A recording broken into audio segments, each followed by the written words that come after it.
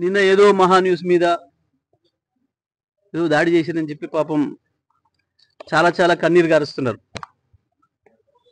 చంద్రబాబు నాయుడు గారు, వారి మంత్రివర్గ సహచరులు, ఇక్కడ వారి శిష్యులు, వారి శిష్యవర్గం మంత్రివర్గ సహచరులు. కానీ మేము ఒకటి చాలా స్పష్టంగా చెప్పదలుచుకున్నాం. ఇక్కడ కొన్ని మీడియా హౌజులు కావు, మీడియా పేరు అడ్డం పెట్టుకొని స్లాటర్ హౌజులు నడుపుతున్నారు. స్లాటర్ హౌజులు నడుపుతున్నారు. ఇవి మీడియా హౌజులు కావు, స్లాటర్ హౌజులు. కొన్ని 2-3 స్లాటర్ హౌజులు ఉన్నాయి.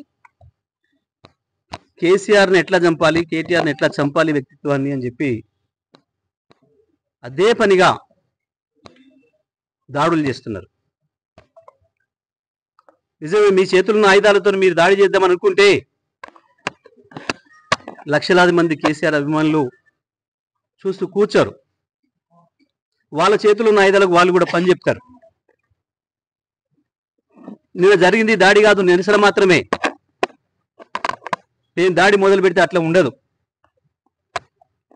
కానీ మొదలు పెట్టమని మాత్రం అనుకోకండిగా, మొదలు పెట్టమని అనుకోకండిగా.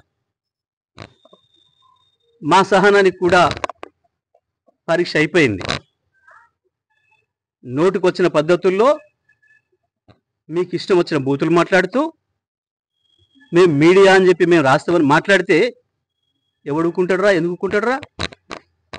ఇప్పటికైనా నేను చెప్తున్నా, మహాన్యూస్ యాజమాన్యం వెంటనే కేసీఆర్కు కేటీఆర్కు క్షమాపణలు చెప్పాలి, చెంపలేసుకోవాలి. లేదంటే ఎవడిని వదిలిపెట్టాం. మీడియా ముసుగులో దాచుకుందాం అనుకుంటున్నారేమో, లేదా చంద్రబాబు రేవంత్ రెడ్డి కాపాడతారనుకుంటున్నారేమో. ఎక్కడ ఉన్నా, ఎక్కడ దాచుకున్నా బిన్ లాడెన్ వెతికినట్టు వెతికి పట్టుకొని మీ పని చేస్తాం. ఒక్కడిని కూడా వదిలిపెట్టాం. ఒక పథకం ప్రకారమే ఈ దుర్మార్గానికి పూనుకుంటున్నారు. గత సంవత్సరాల కాలంగా ఓపిక పడతా ఉంది. ఈ వంక పెట్టి ఆ వంక పెట్టి ఓ స్లాటర్ హౌస్లను పెట్టుకొని ఇక్కడ డ్రామాలు ఆడుతున్నారు.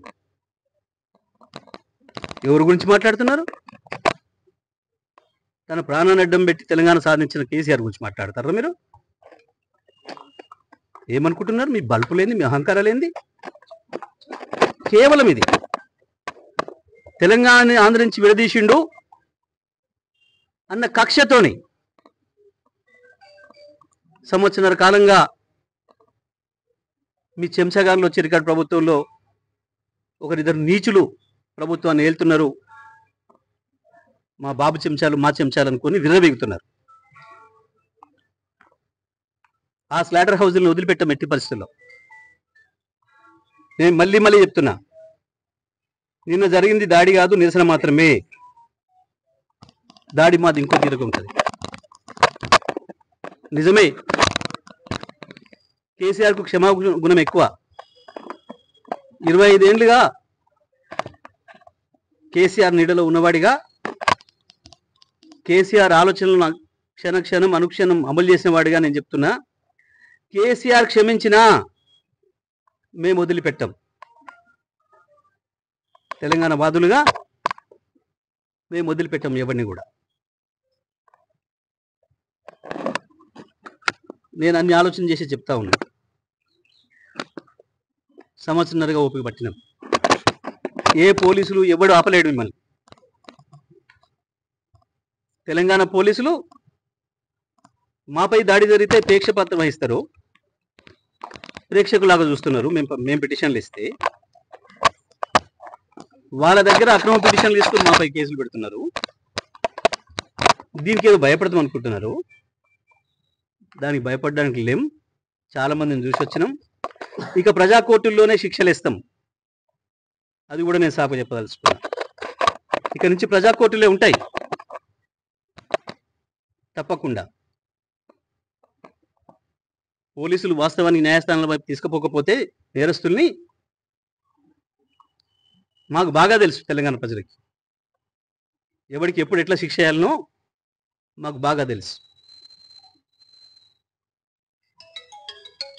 మీ ఇష్టం వచ్చినట్టు, మా చేతిలో ఒక ఆయుధం ఉంది, మేము వాడతాం.